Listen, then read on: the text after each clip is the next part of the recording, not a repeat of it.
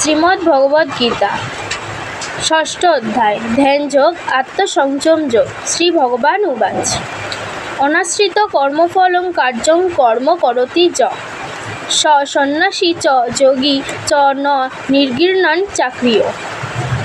ভগবান শ্রীকৃষ্ণ বললেন, যিনি কর্মফলের আশ্রয় না নিয়ে কর্তব্য কর্ম করেন তিনিই সন্ন্যাসী এবং যোগী। যিনি কেবল যজ্ঞাদি সম্পাদক বৈদিক অগ্নি ও লোকহিতকর ক্রিয়াদি ত্যাগ করেছেন তিনি যোগী বা সন্ন্যাসী নন। যাং সন্ন্যাসমিতি প্রাহুর্যোগং তং বিদ্ধি পাণ্ডব ন হর্ষণ্যস্ত সংকল্প যোগী ভবতি কশ্চন। হে অর্জুন, যাকে সন্ন্যাস বলা হয় তাকেই তুমি যোগ বলে জানবে, কারণ সংকল্প ত্যাগ না করলে কেউই যোগী হতে পারে না। আরুরুক্ষ মুনির যোগং কর্মকরণ মুচ্যতে যোগারূঢ়স্য তস্যৈব সমকরণ মুচ্যতে।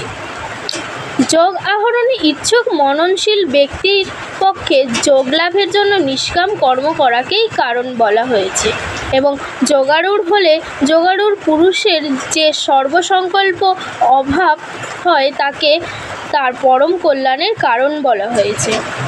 যদা হি নিন্দ্রিয়ার্থেষু ন কর্মস্যনুসজ্জতে সর্বসংকল্প সন্ন্যাসী যোগারূঢ়স্তদুচ্যতে। যখন সাধক ইন্দ্রিয়সমূহের ভোগে আসক্ত হন না এবং কর্মেও আসক্ত হন না, তখন সেই সর্বসংকল্পত্যাগী পুরুষকে যোগারূঢ় বলা হয়।